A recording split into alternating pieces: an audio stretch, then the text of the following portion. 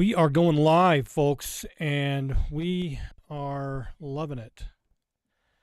We are live. I am Ben McClintock from the Tree of Liberty Society here with Rod Klingler.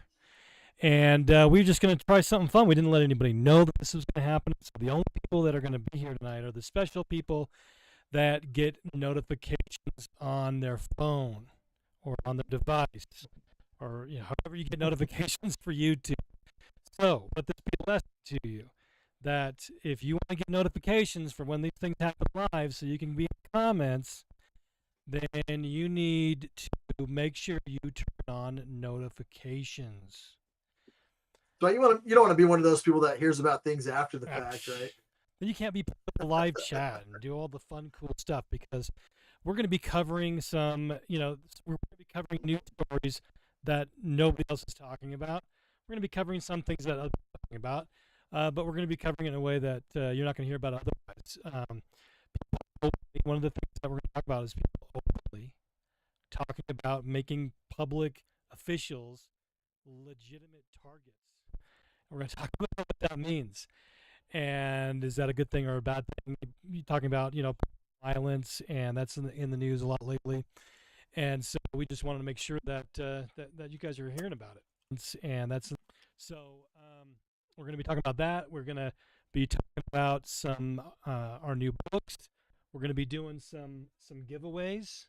As you can see in the thumbnail, we got some cool classic Liberty books that we're going to be doing some giveaways on.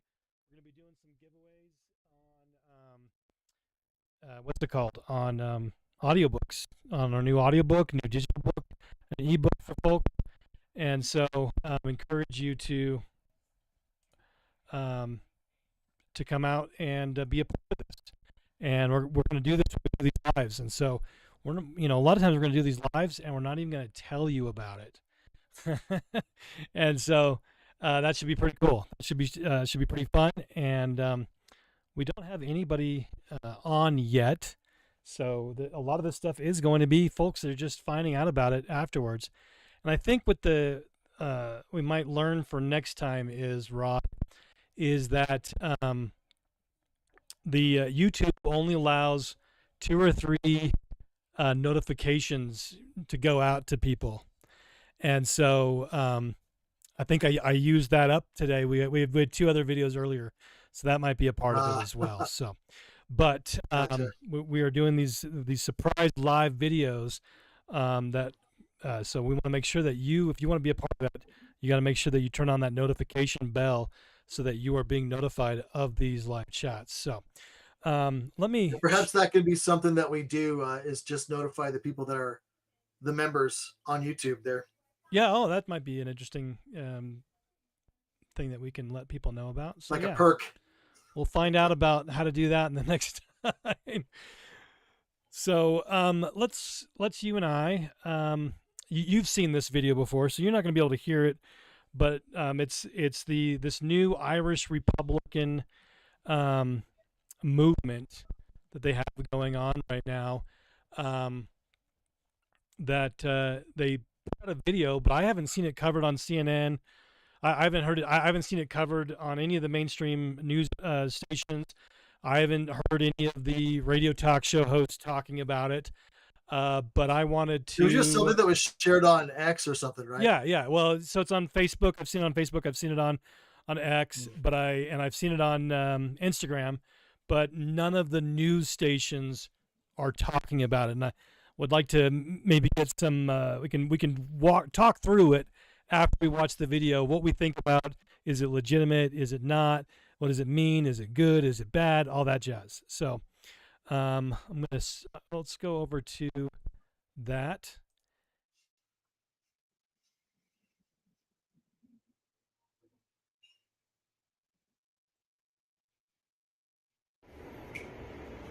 To the people of Newry, Mourne and Down, we, the New Republican movement, have watched their councillors and MLAs over the past 12 months. The level of disrespect shown to the people who put you into power, this cannot be ignored any longer. We are proud men of Ireland, we are patriots. Your policies and decision making in regards to flooding our communities with undocumented military-aged men is not acceptable. We will not sit back any longer and watch our culture and religion destroyed by the people we put in power. Also, the sexual indoctrination of our children in schools has not went unnoticed either. The New Republican movement will take immediate action against anyone who threatens our ways of life and the safety of our women and children. We have your addresses and known your movements. Every one of you are legitimate targets as of today. The New Republican movement, the 28th of 11/25.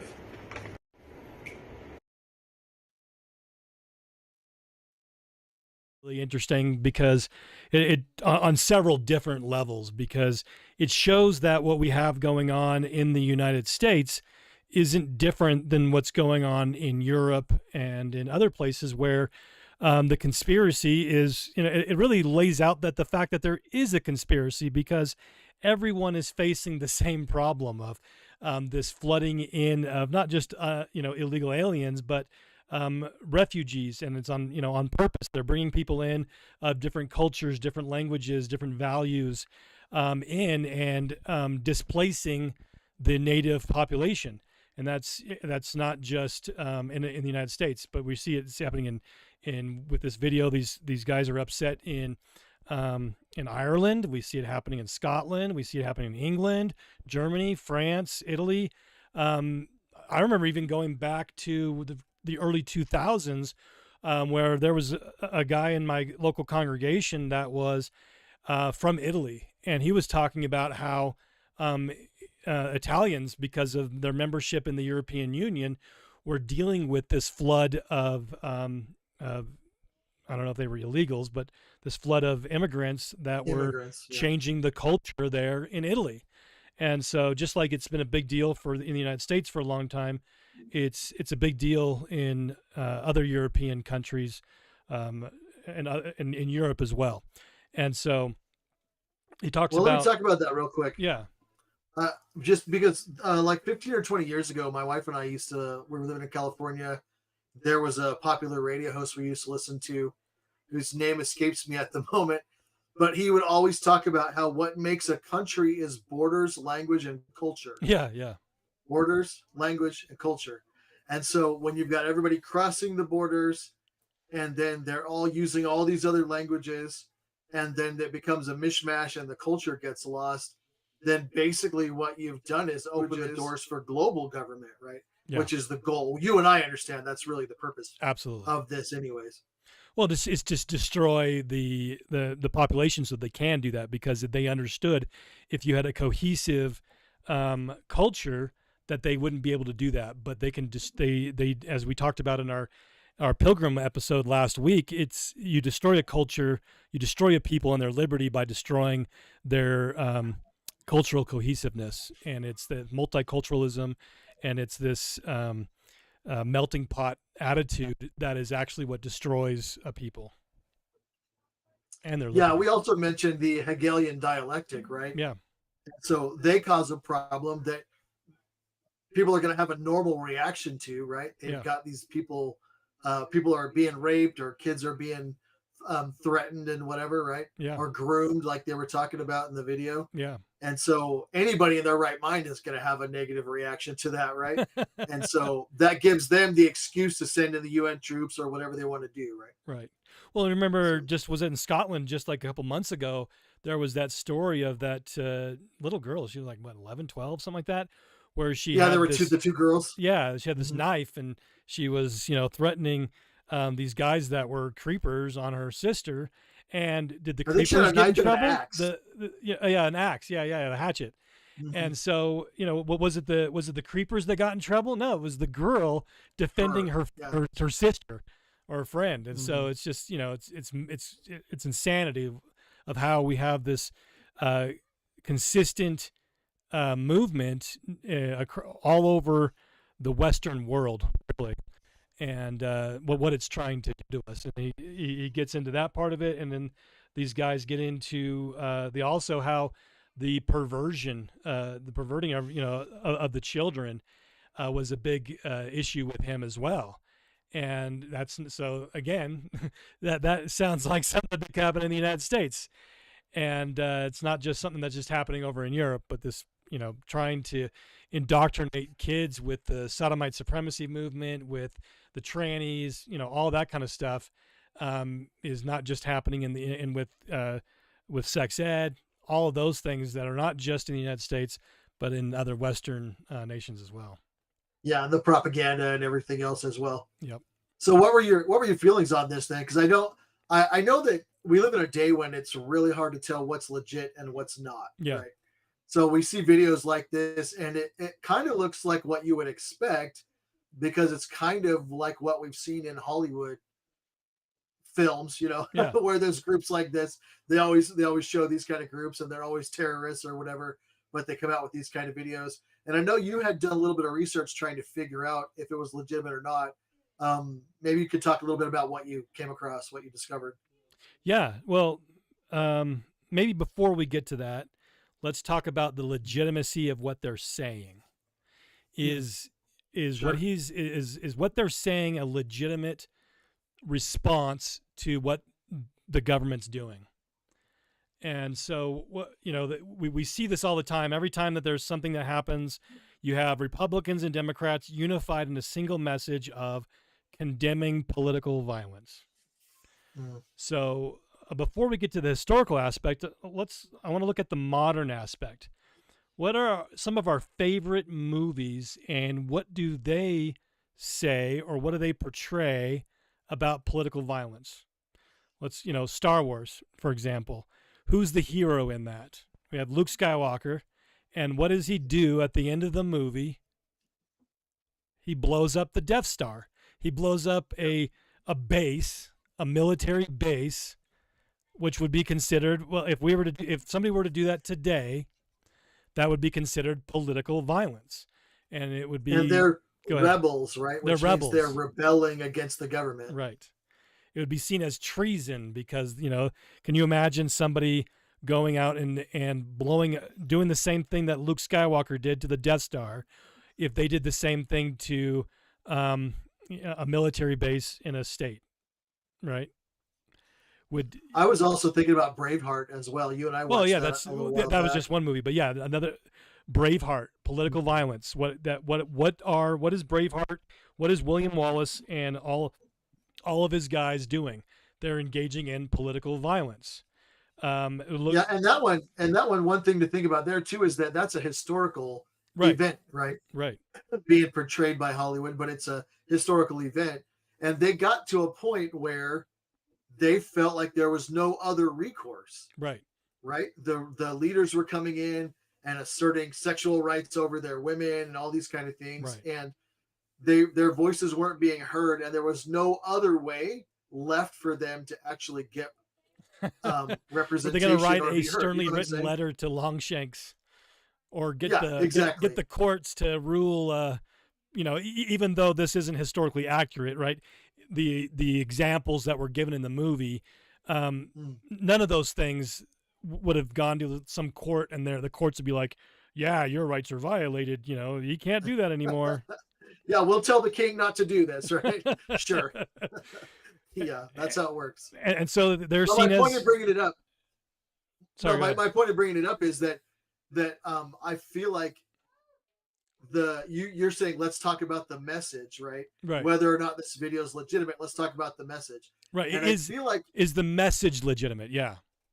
Yeah, and that's what I'm saying. I feel like if you consider it from this perspective, whether or not somebody would feel like they had a legitimate right to go to this extreme, right, or that they were backed into a corner. That's kind of what I was saying about the Scottish, right? Yeah. Backed into a corner, and there's nothing else left that we can do. Yeah. And so I feel like, as far as the message goes, I feel like that resonates with a lot of people, because we live in a day where we are so controlled, and like you mentioned earlier with the story with the little girls, just trying to defend themselves. What happened here as well several years back. There was Kyle, whatever his name was, I think. What is that young kid who went out when there Kyle was Rittenhouse. all the Kyle Rittenhouse, when there was all the rampaging and rioting, and he's out there trying to defend people, and then he was the one that was raked over the coals and vilified in the media, right? Yeah. So common sense does not rule in the day that we live in.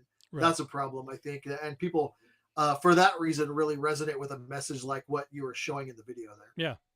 Well, that's what like, and that was kind of my point is we see this complete opposite perspective of what we cheer for in the movies with Star Wars, with Braveheart, with the Hunger Games. You just Mm-hmm. just think of all of the movies where we have these heroes fighting back against oppression, and they're engaging in political violence. And are those movies condemned? Or do we go through and say, you know what, Luke Skywalker should have worked a little bit harder to make a difference in changing the culture to make sure that the Emperor wasn't as tyrannical as he was? Or was do Yeah, we he say should that have William addressed the Wallace? Empirical Peace Council. Right? Yeah. I mean, I'll just none of these examples where the hero is engaging in political violence, do we say, man, that's just not good of what William Wallace did. He shouldn't have done that. Right. Or Candace Right. in the Hunger Games, or just whatever the movie is. It's the hero is the individual engaging in political violence. So why do we make heroes out of people engaged in political violence, but then when it happens in real life, we then condemn it? It's is it because we don't like what the violence is being used on? Is it because we don't agree that it is a legitimate use of violence in that case? Or are we just brainwashed to say that's for movies, or that's for the past, that's for the founding fathers, or Well, we're being propagandized. Yeah. Number one. I mean, I don't know. We haven't really touched on it here, but so many news stories lately within just the past couple of weeks have had that message, right? Right. And they're Obama and all these people coming out tweeting everywhere. We condemn political violence. It's never okay. Right. Which is nonsense, right? Historically, we know that's nonsense because the founding fathers. If we right? say it's never That's okay, how that means we condemn the founding fathers. Yes. Yeah, exactly right. It's never okay. No, what's not okay is everything that's going on right now, right? and we're kind of backed into a corner, like I said earlier, Right. where and you got to remember, who is it that the propaganda is coming from? Who's funding it and who's spouting it? Right. It's the elite that are that the message comes from, and it's coming down to us through their talking heads in the media, through the news and whatever, right? Right. So we have to keep that in mind as well. Exactly. So I'm just showing again for folks that.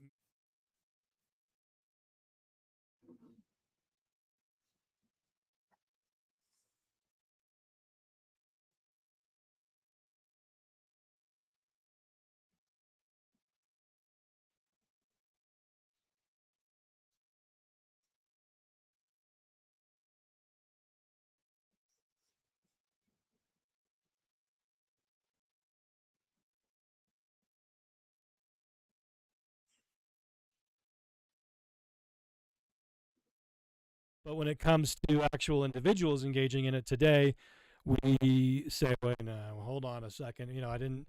That's all nice and dandy in theory, but let's not actually take these things seriously. Let's not actually have the founding fathers be an example for us to follow. That's crazy talk." Yeah. And I wanted to mention too, I don't want to like go heavily into it because I know we've got other articles that we want to get to here tonight. Mm-hmm. But I do just want to mention real quick, like during COVID or back during Hurricane Katrina, the way the governments worked in cahoots with the religious leaders to push the propaganda exactly that we're talking about here. It's never okay to resist. You always just do whatever the government tells you. Like I said, we heard that during COVID. It was during Hurricane Katrina, and we've heard it other times as well. But those are two big ones that stand out in my mind. Yep. Where the government was used by, or the religion was used by the government to try and brainwash people to tell them it's not okay to ever resist or stand up for yourselves. Yeah, and not even like violently, like these, like the guys with the. Right.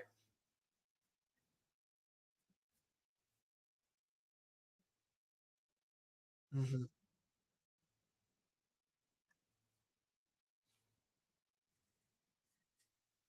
Well, one of the examples from Hurricane Katrina was an old lady who stayed in her house. They told everybody to evacuate, Mm-hmm. and she said, "No, I'm old. Number one, I'm not going to make it to wherever your place is. Right. But number two, I got to protect all my animals and my stuff here."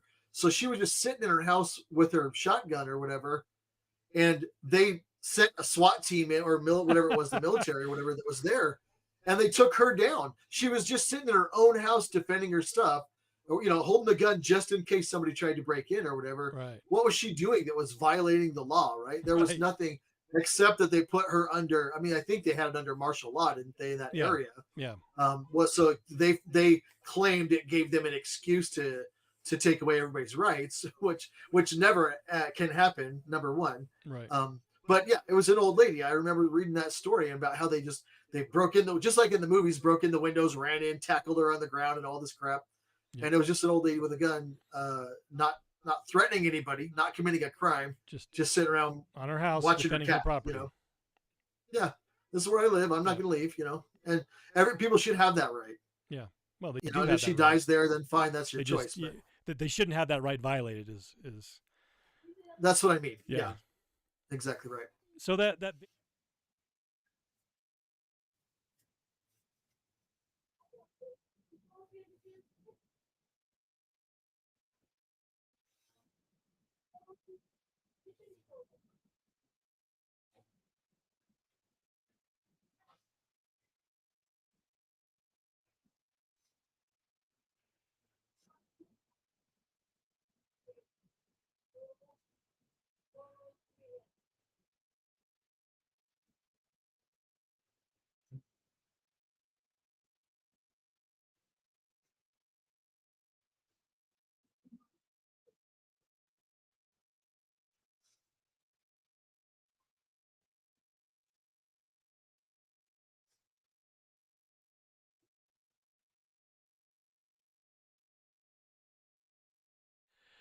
so is this an example of legitimacy of a legitimate video, or is the government actually going in and saying that making this video to try and entrap people, to get them to engage in behaviors so that they can identify who they are and then arrest them, so they can silence anybody that opposes this movement? And so that kind of a thing happens regularly. So is that the case here is the question. And I've got these two different thoughts going through my head, of one side saying it might be fake, and on the other side I'm saying, well, it might be real. Because and you want to lean into that one too. You want to believe it's real because you totally believe in the message, like we just talked about. Sure. Yeah, absolutely. You're always like we see these examples of these hero dads that they gun down the guy that the pedophile that raped their kid. Or a recent news story that I shared on my own Facebook wall was about a dad that threatened a drug dealer with a gun. Said, "Hey, you better not do that anymore," because he had sold drugs to his kid. And so, as a father, you're like, "Yeah, this guy's a hero because he stood up for his children." And so, when we see these things happening, we're like always standing up for them.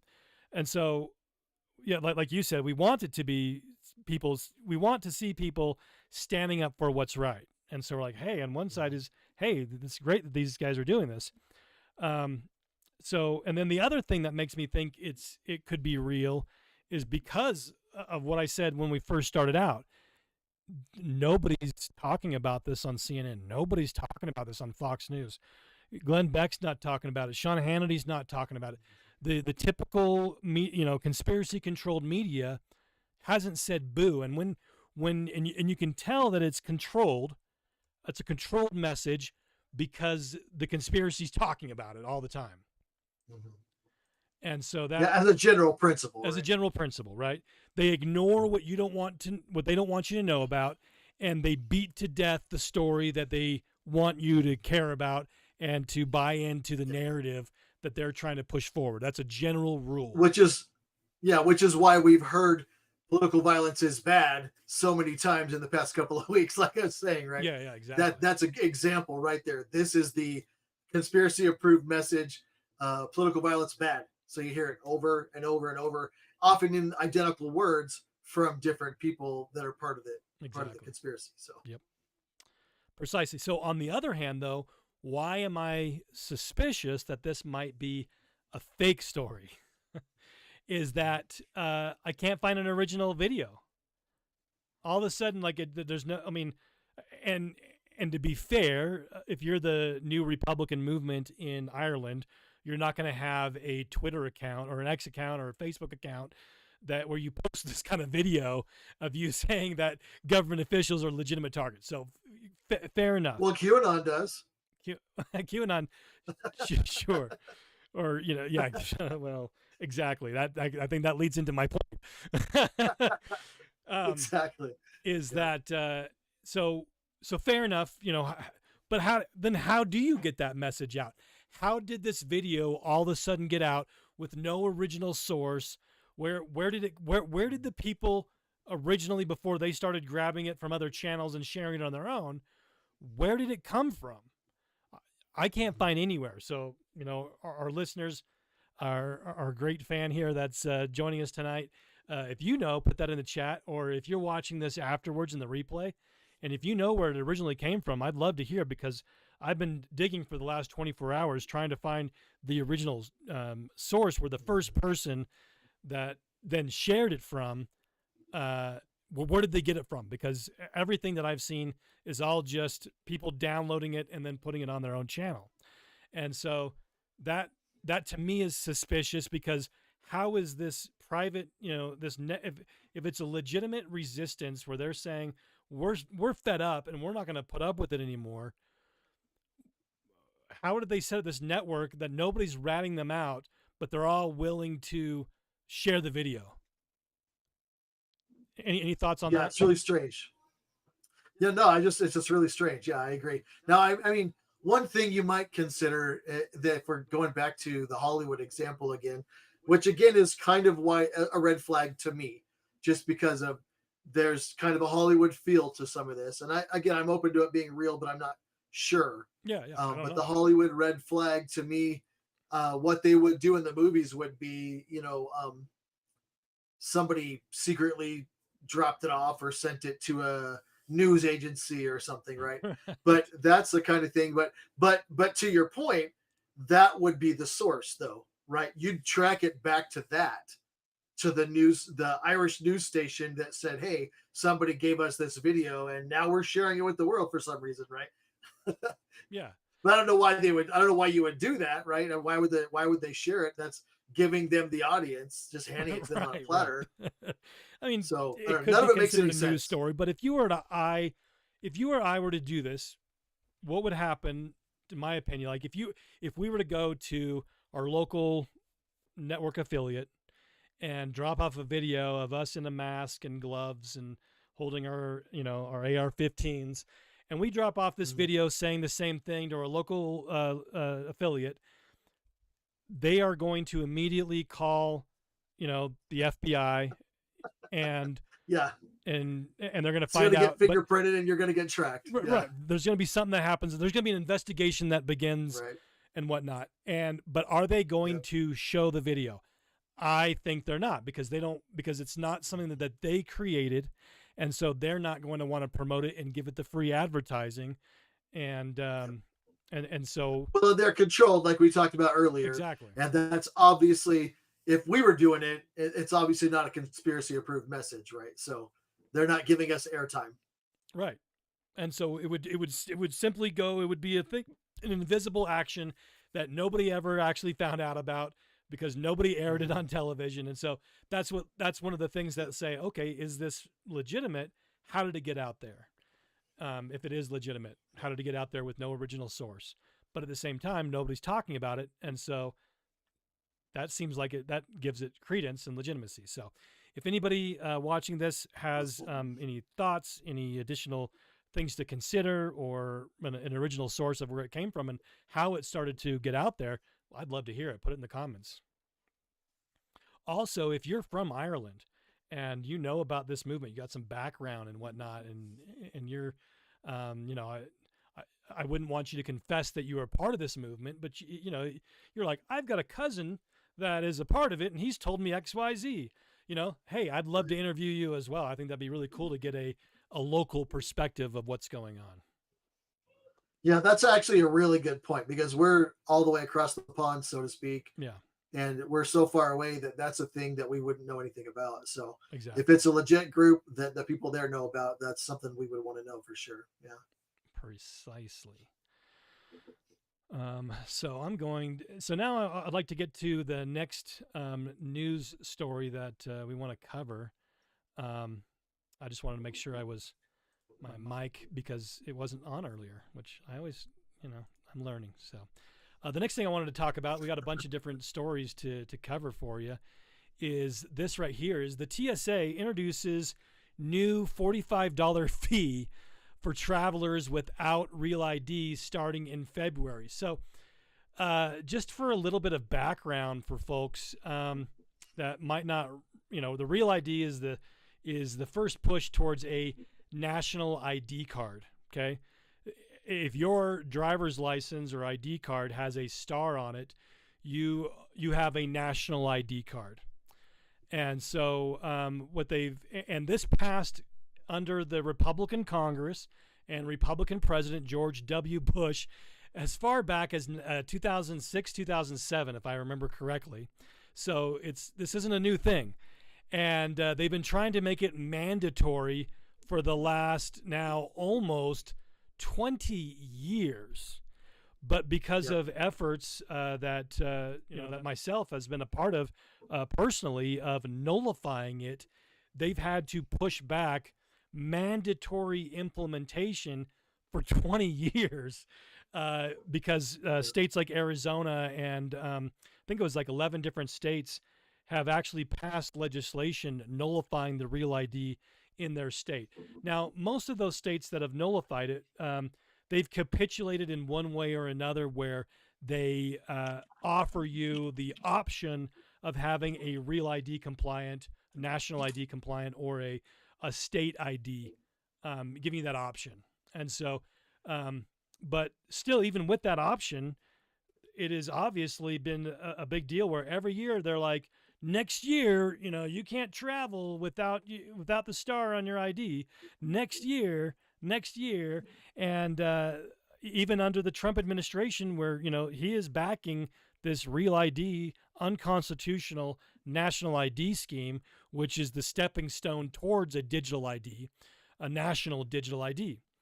And so his administration under the TSA said that starting in 2026, that they were going to mandate you getting this if you want to fly, if you want to go to a courthouse, if you want to go to a federal building, you have to have this national ID. But what do we see here?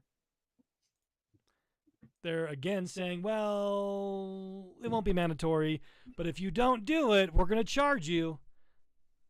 So this to me reminds me of like global warming, where if you pay a tax, all of a sudden the pollution goes away.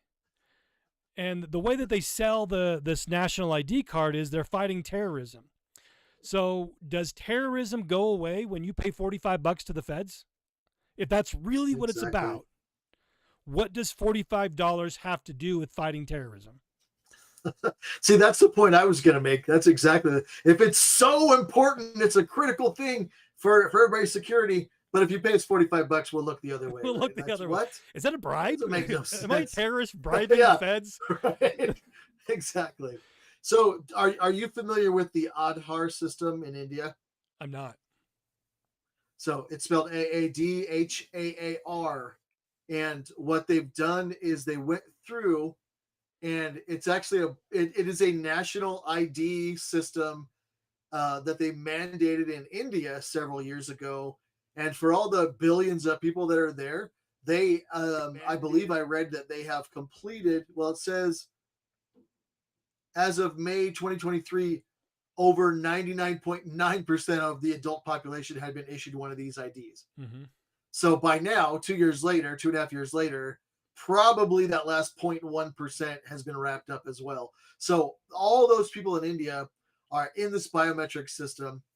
And I didn't mention that, it's a national ID for India, but it is a biometric ID system. Mm-hmm. So it's got their fingerprints, iris scans, facial photographs, all this stuff. And then they're issued a 12-digit identification number for each individual. And you mentioned earlier, the comment you made was that real ID is like the first step towards the national ID. And I would argue that that's actually what the Social Security number was Sure. when they rolled that out. So this isn't the first step, but it's the next step, and Yep. it's way closer to what they want. But this is the end goal right here.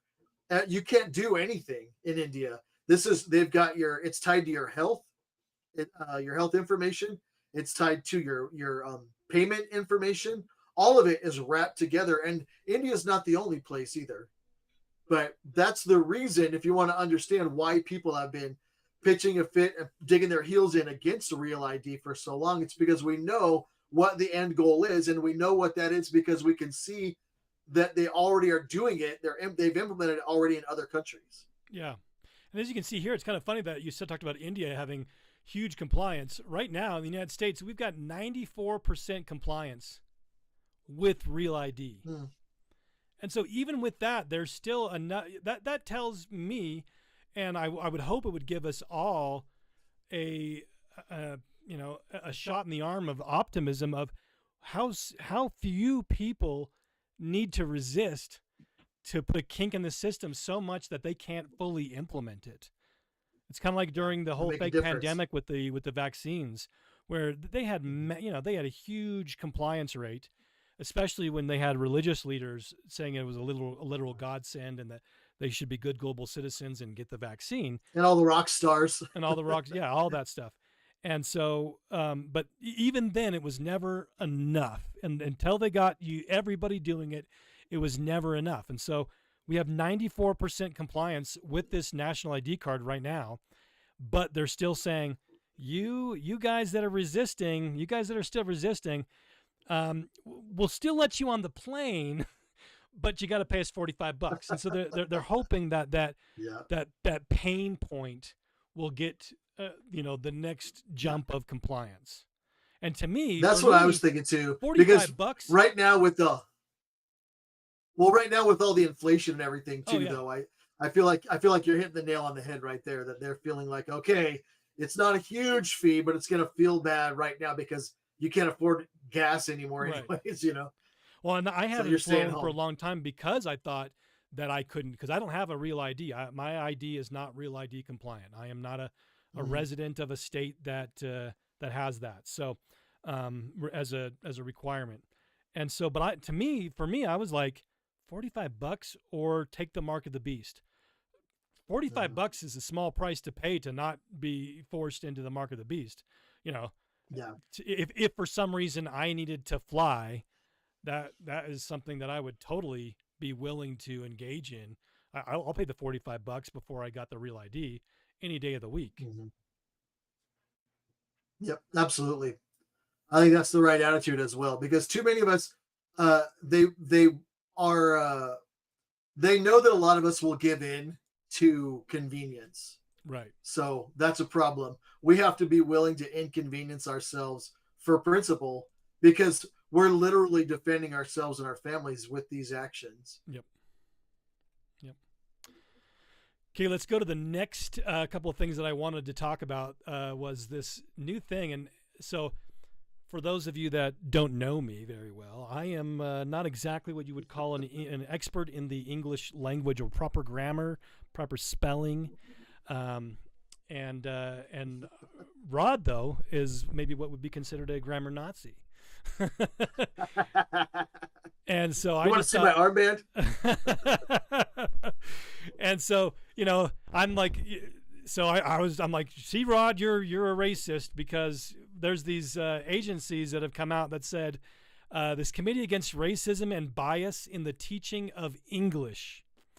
And so what it is basically what they're saying is that saying that there's only one way to spell something or one way to write something, there's only one correct grammar, is actually a form of white supremacy, and it's linguistic white supremacy and racism. And so if you want to be a good little anti-racist, you have to say that, writing down saying, I want to ask you a question is a legitimate way to speak or to write.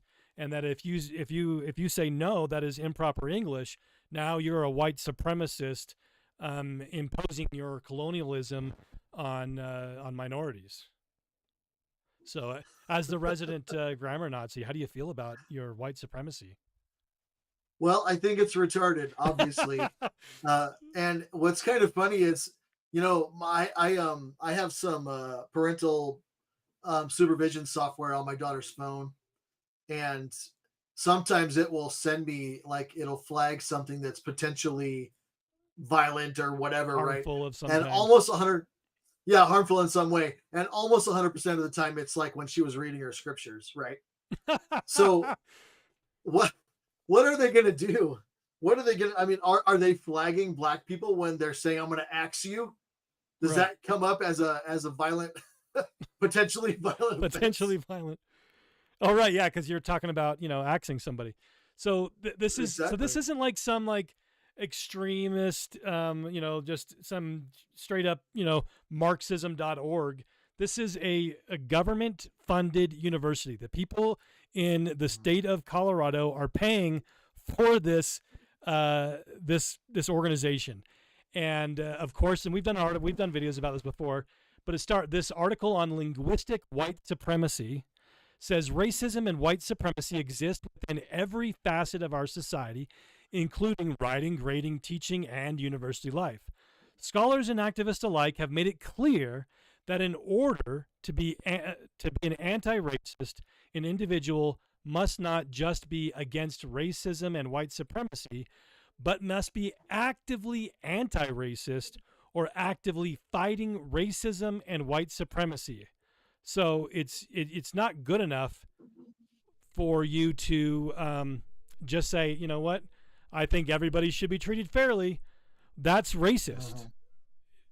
You have to be actively anti-racist according to this, this insane movement.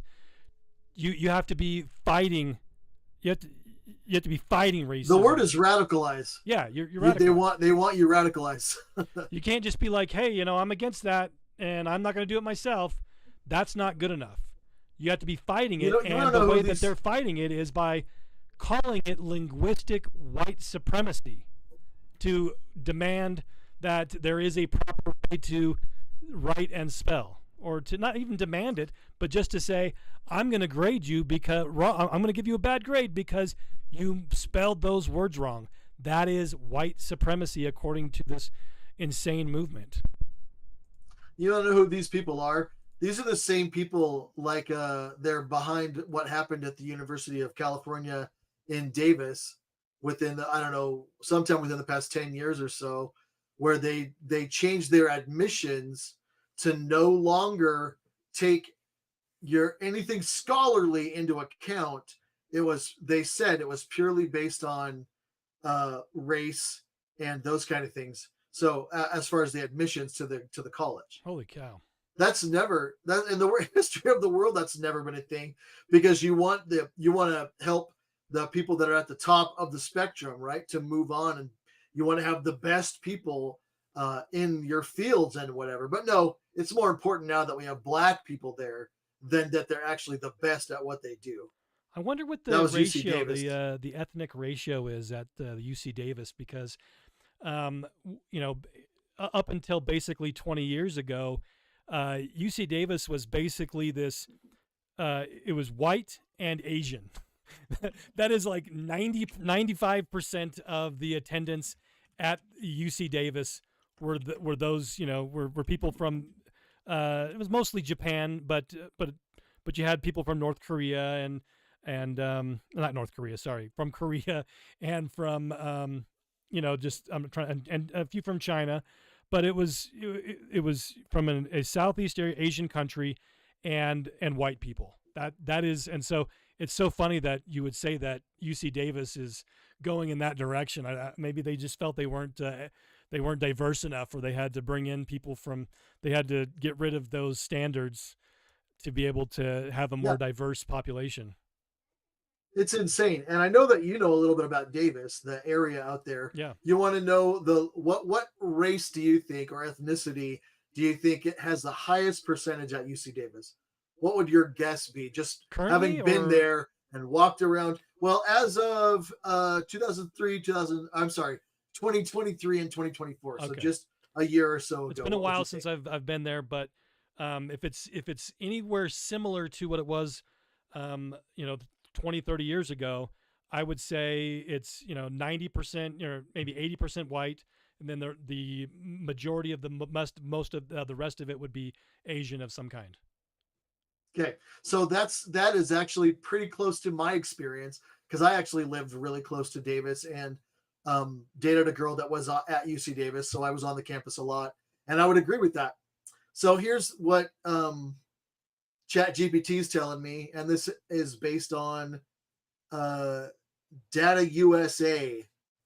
As of the 2023-2024 school year, 28.4% of the students at UC Davis were Asian. 23.2% were white. 22.7% Hispanic / Latino. That's totally and then different. From there, it just, yeah, way different, right? And that doesn't represent the population in that area, which is so odd. They're almost 30% of the student body is going to be Asian. That's weird because nowhere I lived in California for like 25 years. Yeah. And like I said, I was in the UC Davis area for a little while there and Sacramento area pretty much that whole time. And there's not 30% of the population that's Asian, right? No. And so that's interesting because that's one of those things. Or Hispanic. That's true too. That's one of those things that they try and push. When I attended Davis Senior High, real quick, what I was going to say was that they tried to push. I'm trying to think of the term, but equitable representation, right? So, what's the actual percentage in the populace, and then make sure that they're represented in that percentage in the schools or whatever. That's not even what's happening here, and that's the same. These are the same groups of people that came up with that nonsense. Yeah, and they're not even doing their own thing. Sorry, what were you going to say? I was going to say, so when I attended Davis Senior High, so I grew up in this town of this university that has gone to this insane level. It was insane back then. And so when I go to more conservative areas, I'm like, I've been there. I know what you're doing. I know where it leads. You don't want to do it.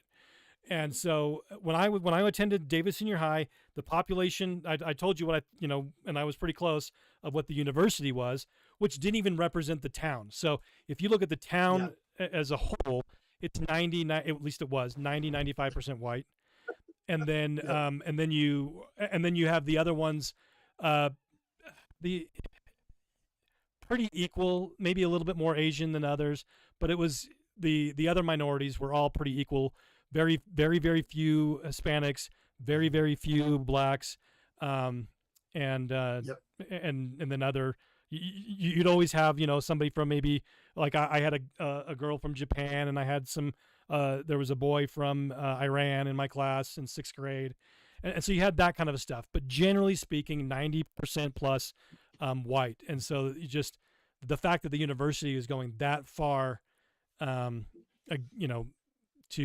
to get at least the university itself, that is this part of this linguistic white supremacy. It's not enough just to be against racism. You have to as yourself saying, I'm not going to participate in it. I'm not going to engage in that activity. I'm against it. That's not enough. They're saying that if you are not actively anti-racist, meaning you are fighting racism, and in their way, right here, they're saying you have to fight linguistic white supremacy or you are a racist. Yeah, it's not just that you aren't using the terms, right? You're going to be up in the face of anybody else that is, which is nonsense. Because we're not talking about people using the N-word, right? Right. What we're talking about here is people that say the word white is spelled WHITE instead of, or to go to your point earlier, ask is spelled ASK, not AX, right? Oh no, you're a racist. No, there's language involved here, right? It goes back long before any of your racism nonsense. And this kind of nonsense, thousands of years, to me, leads to more of this. It leads to the polarization, where if you're saying I have to agree that there is no right way to spell something, no right way to write something, or I'm a racist, then you're going to have a portion of the population that says, okay. And you feed what we were talking about earlier, where with the video, what's going on in Ireland, where people are just sick of it. They're like, okay, fine. Ireland is a white-only country. We're not going to put up with it.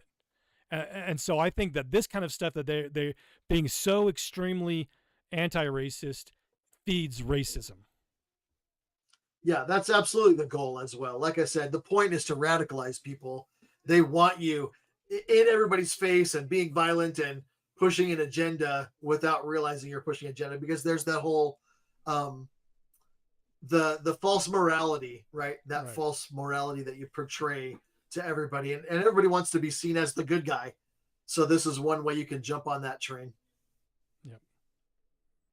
So to be an anti-racist, you got to be express the idea that racial groups are equal and none needs developing, and is supporting policy that reduces racial inequality. So And none needs developing. That's now that's really interesting. So I have Native American ancestry. Um, I know it's cliche, but I'm actually descended from a couple of chiefs. You and Elizabeth Sequoia. Warren. Yeah, right. Sequoia wasn't not a chief. He was a Cherokee who invented the alphabet for the Cherokees. He's one of my ancestors. Chief Amoshalatubi was one of the three primary chiefs of the Choctaw Nation. That's one of my ancestors.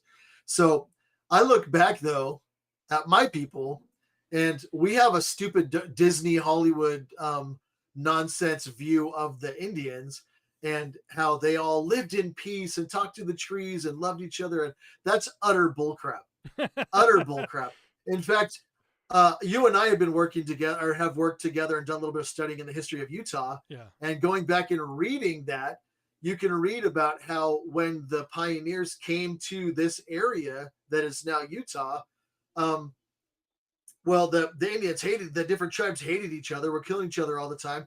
Not only that, though, there were these weird barbaric practices where, like, when one of the chiefs died, they killed some horses, some women, and some children, and threw them all in the pit with them when they buried him, so that he wouldn't be alone on the other side.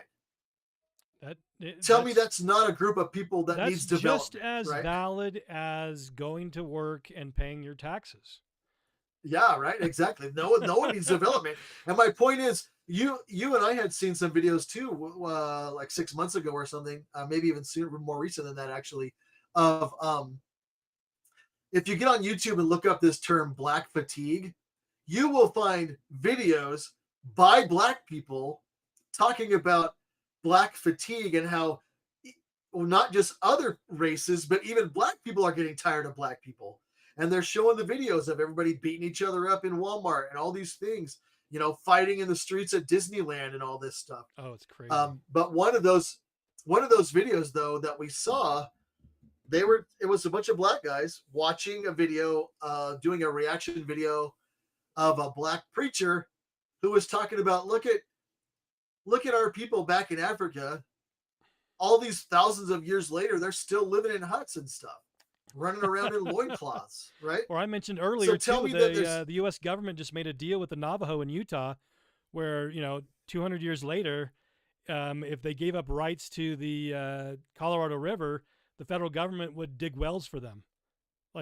Yeah, give them running water. Yeah, exactly. It's crazy. And I actually lived on the Navajo reservation for a while. And yeah, people are having to take a truck into town to go fill up these big things of water to come back. But it's if ridiculous. You think that that's bad, if you think that these people need development, if you think that it's good that they brought them you're a racist. this well, you're a racist.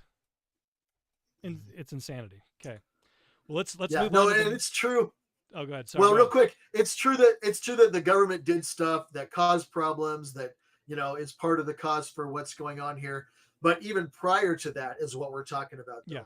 When we came into the area, they were still living in mud huts and running around in their underwear. And I'm grateful, as an ancestor of Native Americans, I'm grateful that I live in a house and a bed and I have clothes, because I've read texts from the 1700s, probably going back even further than that, from like the Spanish and others who came here and interacted with the Indian tribes here hundreds of years ago, among my people. Okay, these old documents talking about visiting my ancestors, talking about how they were living on beds that were just made out of sticks with leather tied across. Okay, that's fine. The pioneers did that too. but then about how they would just lay in their bed and pee in their beds, and it would just drain through onto the ground. Dude, So I'm quit being a grateful racist. for That's bathrooms. just as good as sleeping in a comfortable bed and going in a toilet. Come on, Yeah, they're right. both as valid. Exactly. Yeah. But and yeah, it's just yeah, but and there were policies that led to bad things, of course, but there has been a long enough time and enough money going to these communities that they should have been able to dig their own well by now. Yeah. So, Yep. So let's go on to the next news story. I thought this was just a funny one. Rush Hour 4, the Jackie Chan comedy, will be distributed by Paramount after Trump's reported request. So this was a big thing that the president was really concerned about, was making sure Rush Hour 4 was going to be released. President Trump's reported intervention, Paramount Pictures, is set to distribute Brett Ratner's Rush Hour 4, a project that Hollywood had eschewed after sexual misconduct allegations against the director. So, that's interesting. So Hollywood was like, yeah, you're too much of a pervert for me. And Trump's like, hey, we need this movie, and we need it now. He wanted to make sure that the guy didn't lose his career after both of their names came out on the Epstein list, right? Well, it's like what happened with the head of DC Pictures, James Gunn.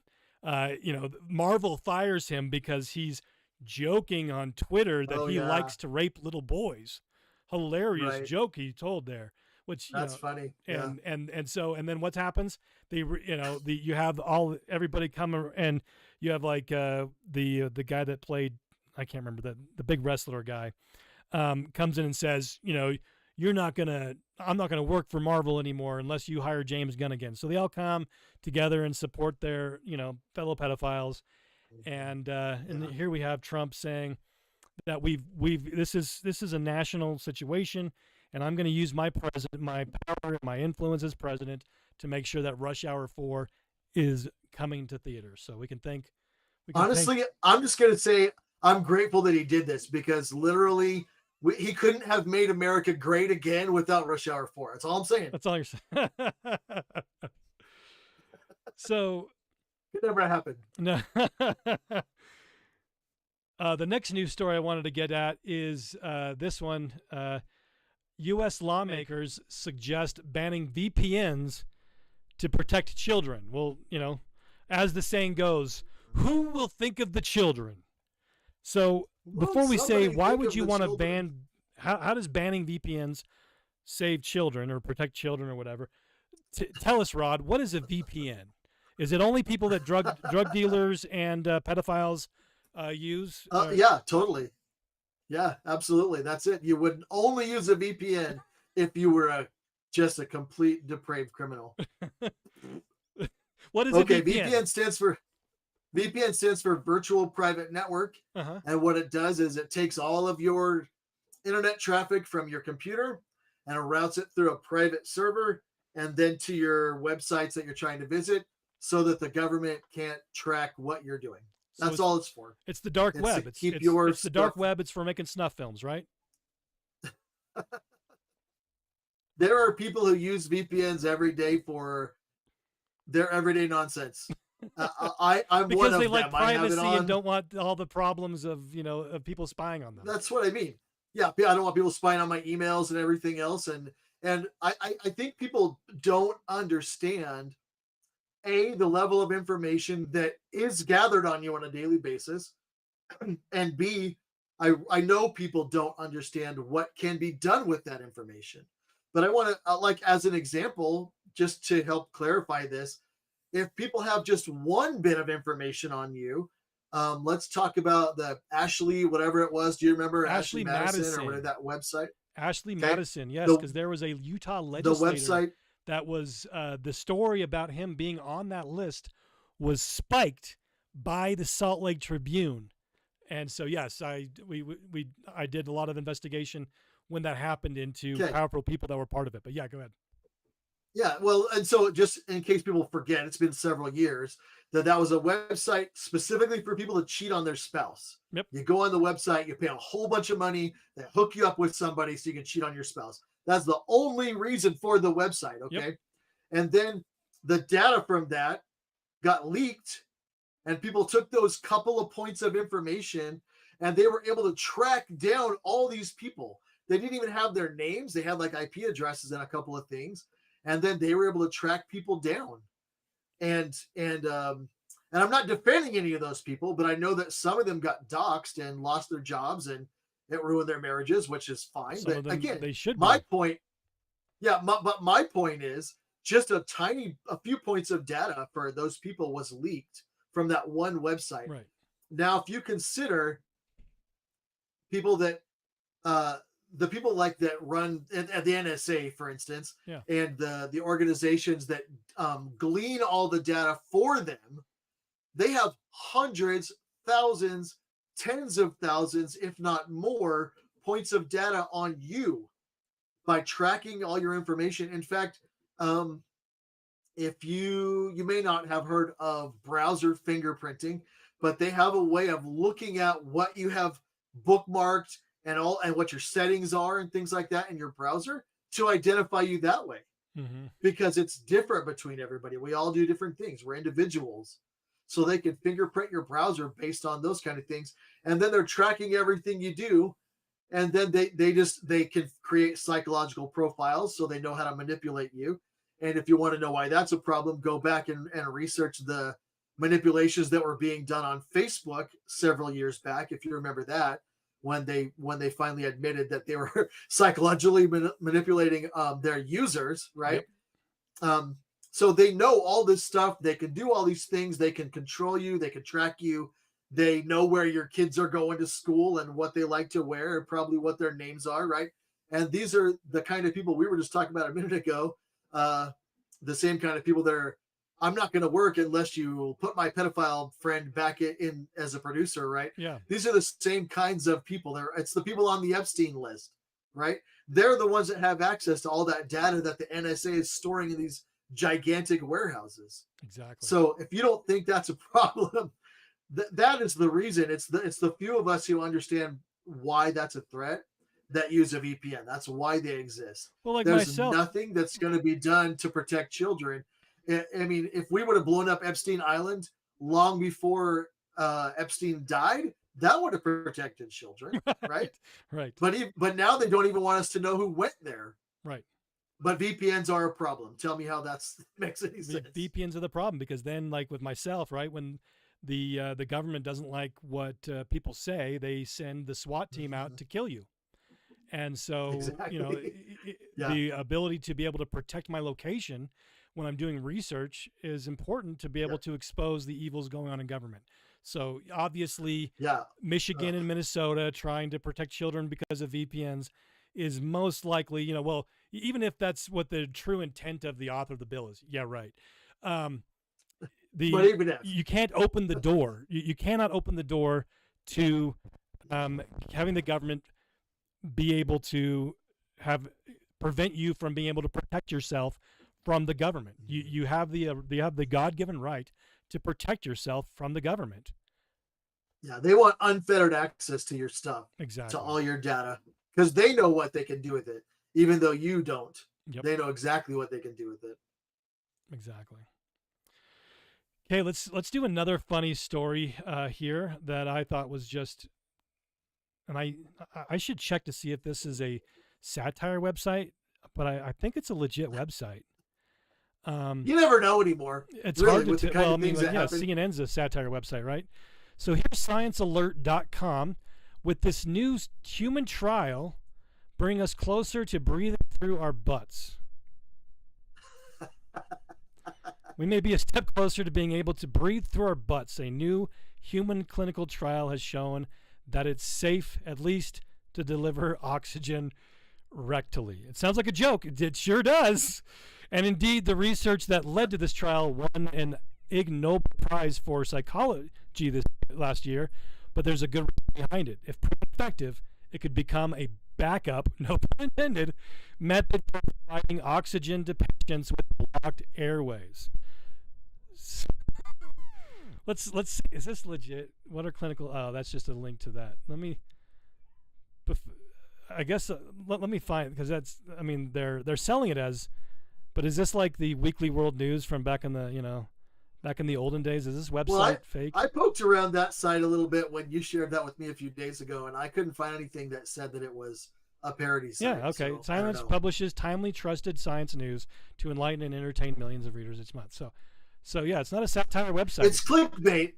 The title's clickbait because sure. they are talking about just delivering oxygen into your anus, but this is still, this is why is it something that money's going towards, right? Why we can't trust the science. Okay, so the next story I want we just don't know. One day we will realize why this wasn't. That's all I'm saying. We need learning to breathe through our rear ends is essential. It'll become obvious one day. Yep. If we would just trust the science more. So the next, we're getting more back to serious stuff. The Constitution makes it so elections are kept with the states. The states did not delegate election of power to the federal government, but the federal government, the judges that violate the Constitution, have apostatized from the Constitution, they are now saying that they have jurisdiction over elections. It was in the news because you have California, Texas. They passed legislation that would give Republicans more House seats in their state, and then California retaliated and they redrew their districts to give Democrats more House seats. But the federal judge has now said that the federal government, has the ability to tell its master, its creator, the states, what they can do with elections. Federal judge blocks Texas from using its new U.S. House map in the 2026 midterms. The federal court on Tuesday blocked Texas from using a redrawn U.S. House map that touched off a nationwide redistricting battle and is a major piece of Donald Trump's efforts to preserve a slim Republican majority ahead of the 2026 elections. So here at the Tree of Liberties Society, we know that Republican versus Democrat is a professional wrestling fake argument, fake fights. But what we see here is a legitimate problem, because what it's using the fake fight to grab control into the hands of the federal government, something that they have no authority. The Constitution is a delegation of authority of certain enumerated powers, according to the founders in the Federalist Papers, and enumerated, few and defined, Madison says, powers. Few and defined powers. And specifically, the elections are reserved to the states, as the 10th Amendment says. If we didn't give you the authority to do so, 10th Amendment says it is reserved to the states. And so... And to the people. And to the people, which is the states, right? It's they were using it synonymously. Yeah. And so this judge is saying, Constitution that I swore to uphold against all enemies, foreign and domestic, I'm going to ignore, and I'm going to say that the federal government has the authority to tell the states what they can and cannot do with elections. That is a coup. Yeah, the word. Go ahead. Yeah, exactly. That you're exactly right. It's a coup. The word I was going to share was usurpation. Yeah. It's when they're just taking over some kind of rights or responsibilities that don't belong to them. And the only way that this could happen, what has enabled this, is the ignorance of the people. And then they have their controlled mouthpieces, like AP and whoever else that the article came from, to come out and just spout this like, oh, this is just the way it is. They talk about it like, well, there's no reason we should be concerned here that they have the authority to do this. What do you mean? We've always been at war with Eurasia, right? And they just talk about it like it always was the thing. And people are so stupid. We don't think for ourselves, and B, we're really, really ignorant of the Constitution. Yeah. That's the only way that they can get away with this. Well, and the conspirators in the state legislature there in Texas and their governor, they're using this. They're going to fight it all the way to the Supreme Court. And so, and then the Supreme Court rules and says, oh, yep, the feds have control over state elections. Sorry, nothing we can do. Guess what? The state legislature can do something about it right this minute. They don't need to wait for a judge, because Again, the founding fathers all said who is the final arbiter of when the Constitution is violated and when it is not. Did not say it was the courts, the states. So the states, according to, again, the Federalist Papers, Federalist 46 and 47, James Madison said that the states are to resist these encroachments and these advancements, these illegal advancements from the federal government. And so what needs to happen, if the legislature in Texas isn't conspiracy controlled and actually cares about the Constitution, actually cares about protecting the sovereignty of the state of Texas, what they will do is they will introduce and pass legislation that says, up yours, court, anybody that comes into the state of Texas to enforce this illegal edict will be arrested and hopefully have capital punishment happen to them, because that is the way that you stop people from violating the law. Absolutely. Yeah. One thing I was going to point out too is that some of our viewers may not have seen the talk that you gave for the Constitution Party earlier this year called Constitution for the U.S. Yeah. And maybe we can be sure to put a link to that down in the show notes when we're done with this video. Sure. But I want everybody to watch it, because what people need to understand is that whole concept about the united part of the United States is that all these separate countries, separate states are united under certain principles that are in the Constitution. Yeah. Right. And like you were pointing out, the founding fathers pointed out that the Constitution is just a contract. It's an agreement. And if we believe that that contract has been violated, then we have every right to sever ourselves from that contract. Right. Well, exactly. Yes, it's our duty. Right. Exactly. Because if you continue on in the relationship when that's been violated, you are basically giving your implicit consent. Yep. Sure. Go ahead and take those rights that you usurped from me, like we talked about a minute ago. Yep. And that's, so something needs to be done, but like you said, it's a dog and pony show, and they're going to take it all the way to the top there and then let them prove that the government has the right to this. The Supreme Court said we had nothing we can do. Yeah, exactly. And that's what they've been doing that for so long. I mean, it's been a while since they started using that nonsense argument, but we let them get away with it when we shouldn't have. Yep. So not us personally, our grandparents, but still we've continued it. Great grandparents. Yeah. So let's go to the article that you shared that you wanted to go over, which is Trump reportedly gave Maduro ultimatum to relinquish power in Venezuela. So this is what's going on now, and we referenced this when I had Dr. Wolverton on the program, and I was asking him. I said, what is something that with your biography of James Madison that we can learn that is applicable to today? How is it relevant to today? And he gave the example of us bombing these boats that, supposedly fighting drug crimes and going after these Venezuelan boats. He said this, if we know what Madison said, we'll know if this is good or bad or not. And so what was your comment? What were your thoughts about this article? So a couple of things stood out to me. I mean, to your point on the boats, where's due process, right? How is there justice? How do we know what kind of proof can they provide to us? Yeah, exactly right. But going to this article specifically, I wanted to read a couple of things, and then I'll get to why this stood out to me. Yeah. It says, sources told the Miami Herald the U.S. president had sent a blunt message to his South American counterpart, who is the focus of a 4-month pressure campaign in which Trump has ordered a massive naval deployment off Venezuela's northern coast. Quote, "You can save yourself and those closest to you, but you must leave the country now," Trump reportedly said, offering safe passage for Maduro, his wife, and his son, quote, "only if he agreed to resign right away." So regime what change. stood out to me, I thought he was against the neocon agenda, and he was against regime change. That's what I'm talking about. So I went to ChatGPT, and it actually found the references that I was trying to that I was asking you about earlier, and we couldn't find it. I found it here through ChatGPT.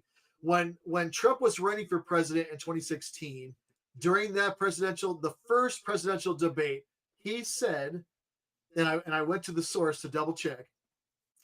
We cannot be the policeman of the world. We cannot protect countries all over the world where they're not paying us what we need. ChatGPT actually gave me several times where he said this same thing. We can't be the policeman of the world. We can't be the policeman of the world. The United States cannot continue to be the policeman of the world. It's not fair when the burden is all on us, the United States. But what are you doing then? Why are you there at all? Right? We're just like, with the war on terror. The war on terror. Well, this is the war on drugs. And so because Venezuela is supporting drugs coming into the United States, we've got to go to war with them. Right. Exactly. Yeah. And but here he is telling their president, step down. Yeah. And what have we done in other countries, right? We went in and killed them to liberate them from their leaders that we didn't like. And then we installed American puppets as their leaders to take their place, right? Yep. You had the Panama, so Iraq, you got, just the list goes on and on and on. Yeah, Iraq specifically is what I was thinking of. But yeah, I know it's been multiple places. Yep. We've done it a bunch over the years. And here we are.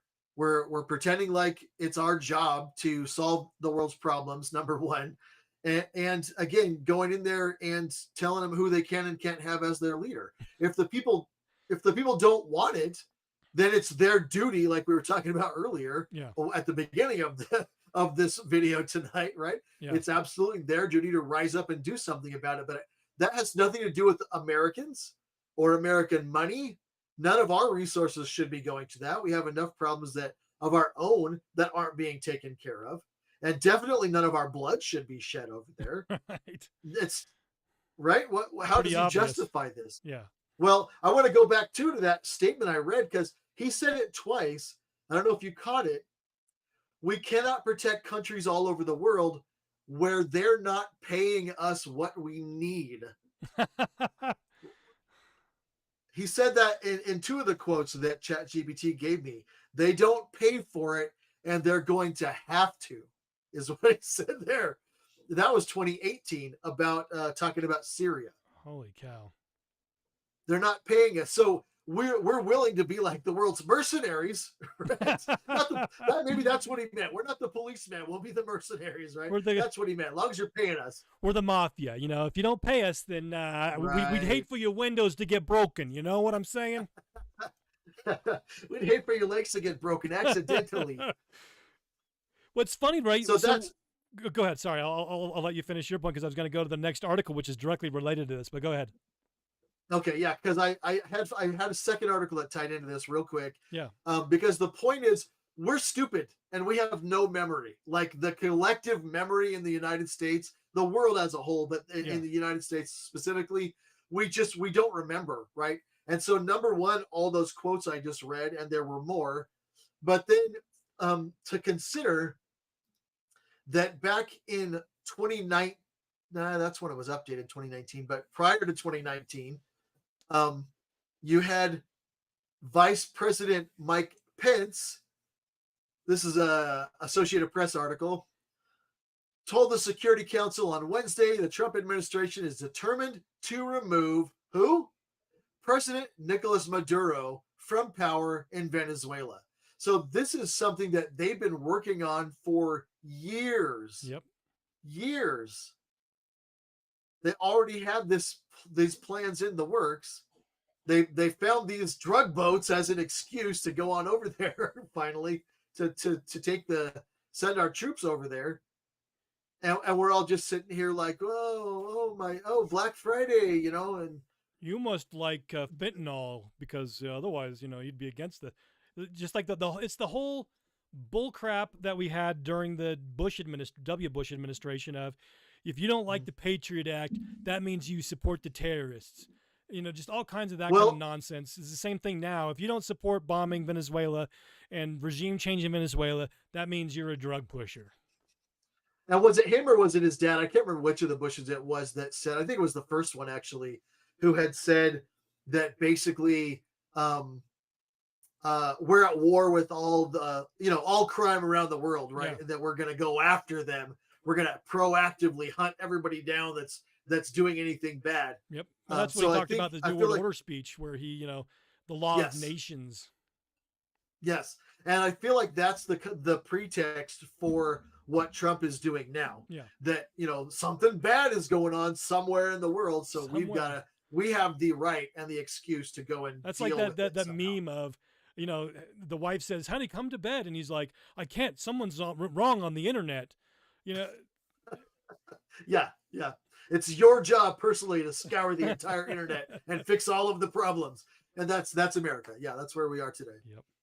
So again, like I've said it several times, what is the reason they're giving? Why they're having to go after Maduro in Venezuela? It's supposedly to fight drugs, right? And so that's where this article comes in. Just came out. It was just ironically or unironically that what the president just did was he pardoned the Honduran ex-president who was convicted of drug crimes. Yes, yes.